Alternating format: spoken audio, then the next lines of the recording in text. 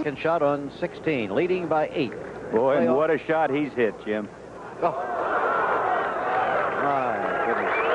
What marvelous golf he has played this afternoon under the heavy skies of Westchester County. Very possible for yet another birdie. He's 3 under for the day. He is 2 under on the back 9 now. And there's the contrast with Greg Norman. You see his numbers right there. He's now 1 over on the back. He did have a birdie on 12, but he bogeyed 14 and 15. And it's hard to kind of keep playing now, too, Jim. I mean, you realistically don't have any chance. You just want to get in. You're somewhat embarrassed sometimes. But this man should not be embarrassed. Discouraged, maybe, but not embarrassed. There's another on the beach. Well, they had, what, 5,122 entries? He beat all but one. He beat all but one. That's not too bad a showing. And for the scheduled 72 holes, he tied him. That's right. But he's going to be looking back on today and wondering what in the world did happen. Saturday, ABC's Wide World of Sports, the WBC World Lightweight Champion, the former American Olympian Howard Davis, going against Edwin Rosario, and that will be live from San Juan, Puerto Rico. And a special report on the U.S. Olympic track and field trials now going on in Los Angeles, California. Maybe you didn't notice that Carl Lewis qualified for the 100 meters and for the 4x100 relay yesterday. Calvin Smith didn't make it for the 100 meters team, but he did for the relay. The Olympic trials are a very dramatic and final thing, just as the U.S. Open is, or the Olympics themselves. They say be there on a certain day, and if you're fit and ready to qualify, you can. Otherwise, see you around.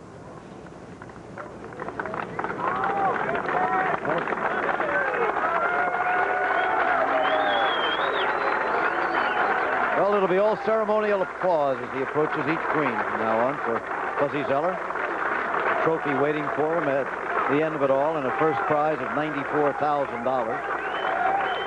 And for the first time, he lets a little smile start. Well, you got to. Yeah, you want to finish and play well.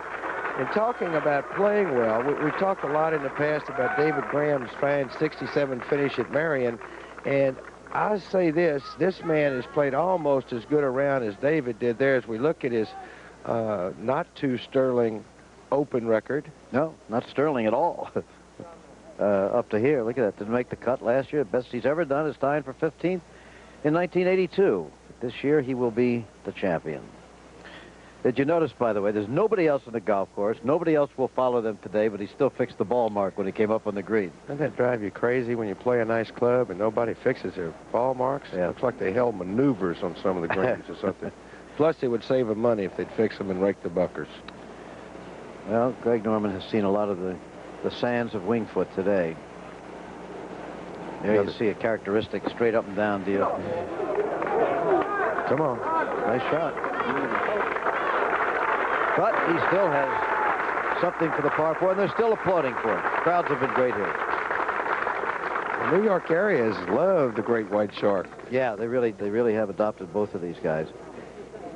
Each, I think, in their own way, has the kind of personality that appeals to New Yorkers. A bit of showbiz there, consciously or unconsciously. Greg Norman, well, he's done nothing, really, in the United States Open before either. But I suspect you'll be hearing a lot of both of these men in all of the major championships from now on. Norman at age 29, Fuzzy at age 32, should be moving into the golden part of their careers, don't you think? Certainly do, and especially Greg. He has done a lot of work on his golf, as Peter Ellis has been saying all week. It improved a lot of his play. Won his first tournament over here a few weeks ago and really got a real shot of confidence. But here's the man that's played confidently today. Left. You make one more birdie and par in the other holes. He could have another 66. Wonder what he said.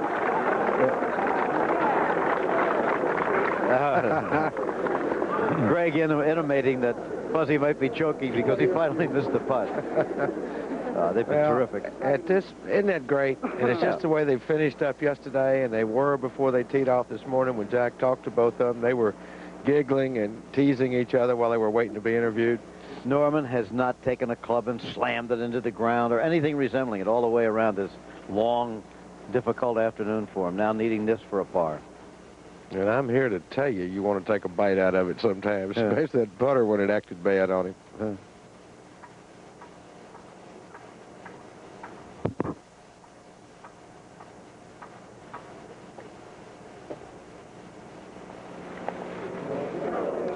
Oh, boy.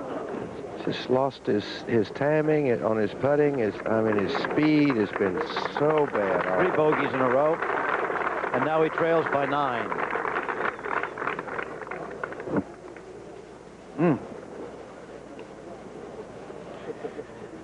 But he will be back.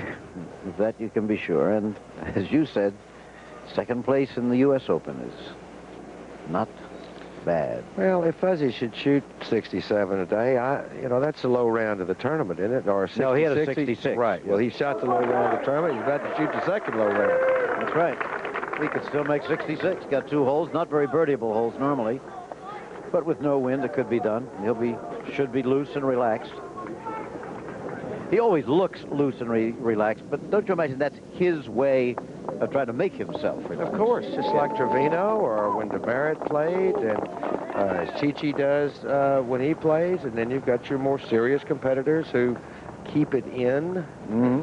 Got others that aren't as demonstrative as Fuzzy, but everybody lets steam off in their own manner.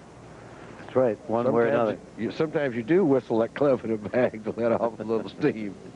Yep. Gallery still trailing along.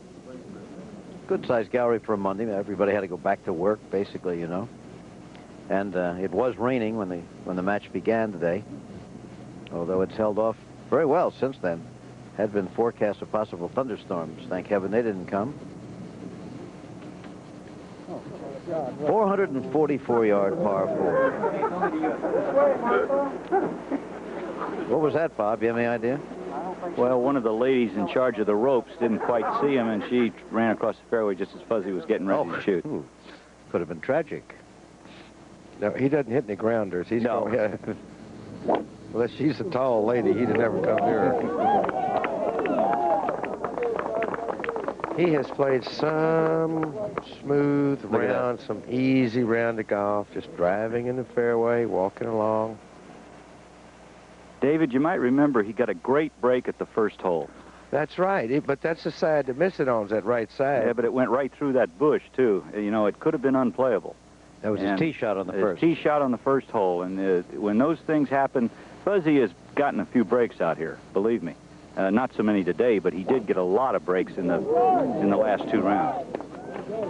Right the fairway, come a little right.